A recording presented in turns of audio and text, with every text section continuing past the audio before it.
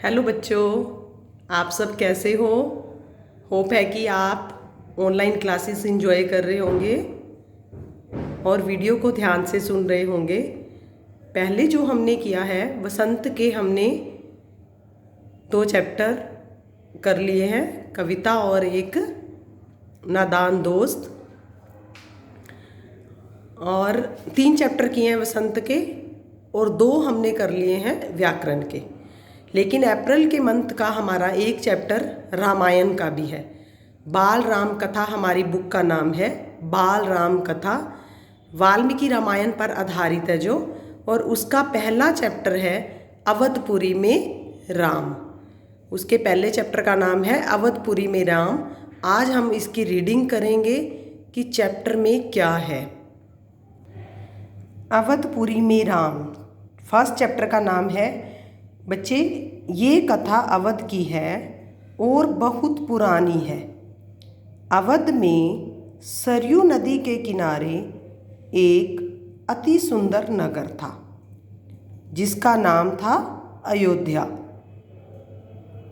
सही अर्थों में दर्शनीय, देखने लायक, भव्यता जैसे उसका दूसरा नाम हो। अयोध्या में केवल राजमहल भव्य नहीं था, उसकी एक एक इमारत आलीशान थी। आम लोगों के घर भी भव्य थे। सड़कें चौड़ी थी, सुंदर बाग बगीचे, पानी से लबालब भरे सरोवर, खेतों में लहराती हरियाली, हवा में हिलाती फसलें सरयू की लहरों के साथ खेलती थी। अयोध्या हर तरह से संपन्न नगरी थी। संपन्नता कोने कोने अंतरे तक बिखरी हुई थी। सभी सुखी, सब समृद्ध। दुख और विपन्नता को अयोध्या का पता नहीं मालूम था। उन्हें नगर की सीमा में प्रवेश की अनुमति नहीं थी। पूरा नगर विलक्षण था, अद्भुत और मनोरम।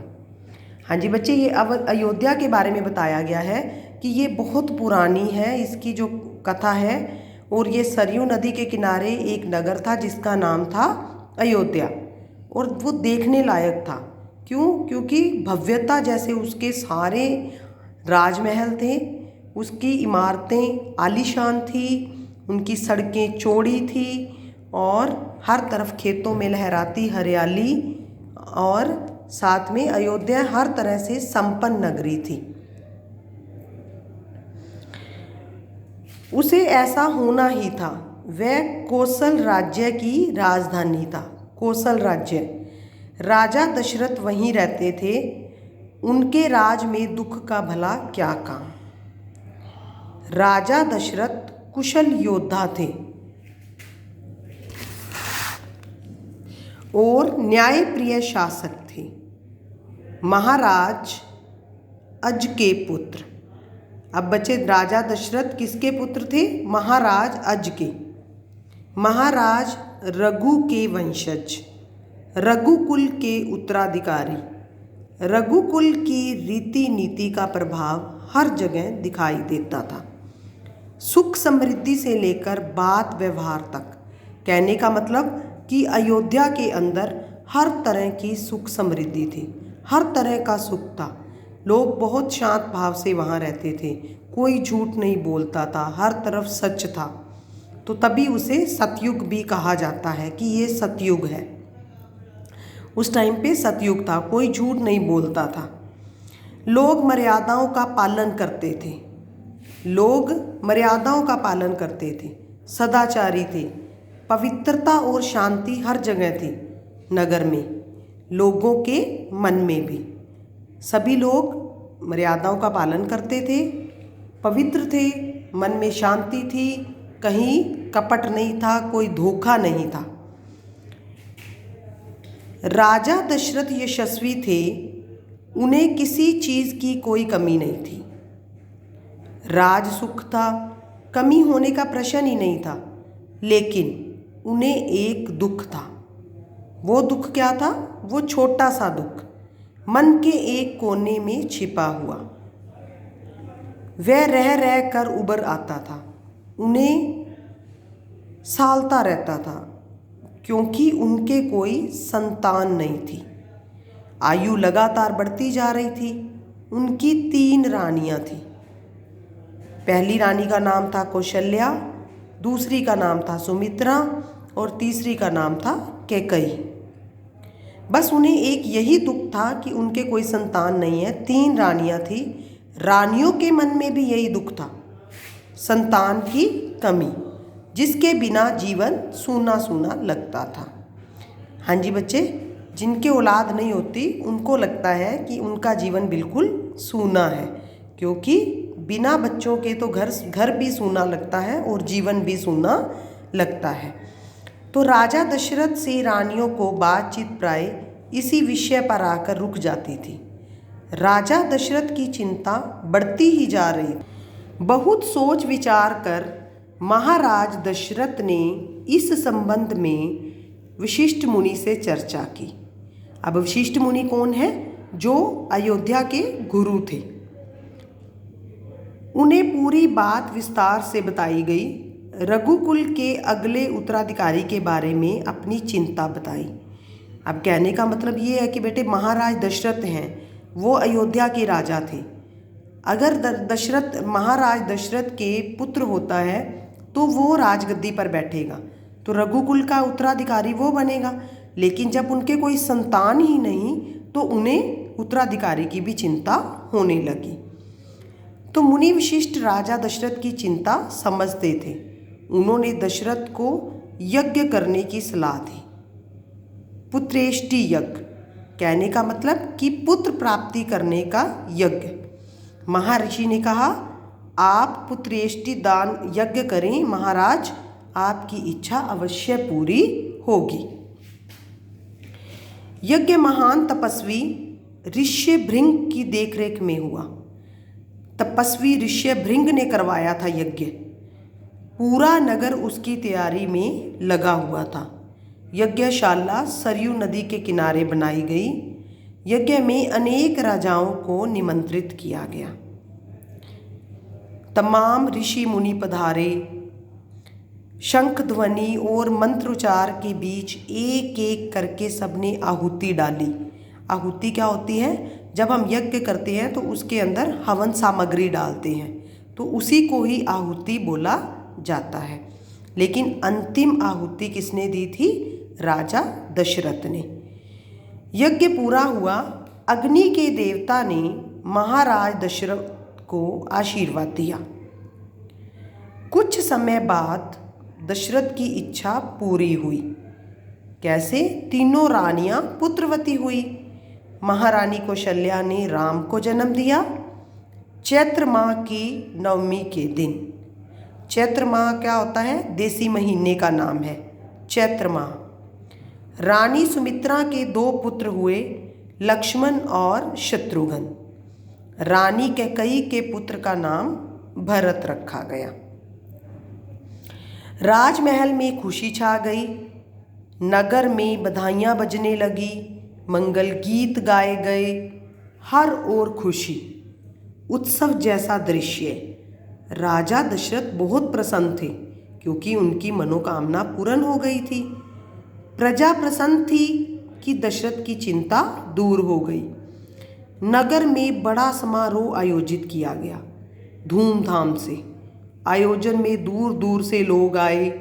राजा दशरथ ने सबको पूरा सम्मान दिया, सबकी इज्जत की, उन्हें कपड़े, अनाज और धन देकर विदा किया। जैसे कोई घर पे आता है तो हम उसकी मेहमान नवाजी करते हैं, इसी तरीके से राजा दशरथ ने सबको सम्मान दिया। चारों राजकुमार धीरे धीरे बड़े हुए। वे बहुत सुंदर थे, सुदर्शन। साथ खेलने निकलते तो लोग उन्हें देखते ही रह जाते। आंखें उनसे हटती ही नहीं थी। चारों भाइयों में आपस में बहुत प्रेम था। अपने बड़े भाई राम की आज्ञा मानते थे। खेल कूद में लक्ष्मण प्राय राम के साथ रहते थे। भरत और शत्रुघ्न की एक अलग जोड़ी थी। बच्चे, आप रामायण भी देखते हो। रामायण के अंदर आपने देखा है कि भाइयों के अंदर कितना प्यार दिखाया गया है, कि चारों में कितना प्यार है। अगर राम वनवास के लिए जाते हैं सीता के साथ 14 साल के लिए, तो लक्ष्मण उसका भाई उनकी आज्ञा का पालन करते हैं, उनके साथ जाते हैं। हालांकि राम ने बहुत मना किया, लेकिन नहीं, वो मर्यादा पुरुषोत्तम राम थे, तो वो उनके साथ उनको अपने भगवान मानते थे, तो लक्ष्मण साथ में गए थे। पूरे 14 साल तक उनके साथ ही रहे थे। और बड़े होने पर राजकुमारों को शिक्षा दीक्षा के लिए भेजा गया। उन्होंने कुशल और अपनी विद्या में दक्ष गुरुजनों से ज्ञान अर्जित किया, शास्त्रों का अध्ययन किया, शस्त्र विद्या सीखी। उस टाइम पे बच्चे जब पढ़ने भेजा करते थे तो उसको शिक्षा दीक्षा कहते थे। तो उसके अंदर क्या चीज़ सीखते थे? शास्त्रों का अध्ययन, शस्त्र विद्या, तीर कमान चलाने, किस तरीके से शस्त्रों का यूज़ करना है, ये सारी चीज़ें उन्होंने सीखी। चारों राजकुमार कुशाग्र बुद्धि थे। कुशाग्र बुद्धि मतलब तेज बुद्धि के थे। जल्द ही सब विधाओं में पारंगत हो गए, यानी कि जल्द ही सारी विधाएं उन्होंने सीख ली। राम इसमें सर्वोपरि थे। उनमें कई अन्य गुण भी थे। विवेक था उनके अंदर, शालीनता थी और न्यायप्रियता थी। राजा दशरथ को राम सबसे अधिक प्रिय थे। ज्येष्ठ पुत्र होने के कारण, ज्येष्ठ का मतलब बड़ा पुत्र होने के कारण राजा दशरथ राम को सबसे प्रिय मानते थे। और इन मानवीय गुणों के कारण भी, क्योंकि उनके अंदर विवेक था, शालीनता थी, न्यायप्रियता थी, इसीलिए। राजकुमार कुछ और बड़े हुए, विवाह योग्य। नगर में इसकी चर्चा होने लगी। महाराज दशरथ भी ऐसा ही चाहते थे कि अपनी संतानों के लिए सुयोग्य वधुएं। परिजनों में चर्चा पहले से ही हो रही थी। बाद में पुरोहितों, पुरोहित क्या होते हैं? पंडित जो, उनको भी शामिल कर लिया गया। अयोध्या का राजमहल, एक दिन ऐसी ही चर्चा चल रही थी, गहन मंत्रणा, यानी कि बहुत हैवी मीटिंग, भारी मीटिंग चल रही थी। तभी एक द्वारपाल घबराया हुआ अंदर आया। उसने सूचना दी कि महर्षि विश्वामित्र पधारे हैं। महाराज दशरथ तत्काल अपना आसन छोड़कर खड़े हो गए, द्वार की ओर बढ़े और महर्षि की अगवानी की। अगवानी का मतलब उनका आदर किया, उन्हें बाहर खुद गए उन्हें लेने के लिए, उन्हें दरबार में लेकर आए। विश्वामित्र को ऊंचा आसन दिया गया। विश्वामित्र कभी स्वयं राजा थे, बहुत बड़े और बलशाली। बाद में उन्होंने अपना राजपाट छोड़ दिया और संन्यास ग्रहण कर लिया, जंगल चले गए। वहीं उन्होंने अपना आश्रम बनाया, उसे उन्होंने सिद्धाश्रम नाम दिया। विश्वामित्र के आश्रम का क्या नाम था?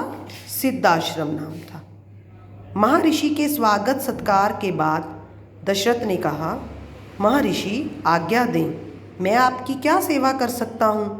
आप अपने मन की बात कहिए, आपकी आज्ञा का पूरी तरह से पालन होगा। अब विश्वामित्र जी ने कहा, राजन, मैं जो मांगने जा रहा हूँ उसे देना आपके लिए कठिन होगा। कि अब देखो उसने क्या मांगा है।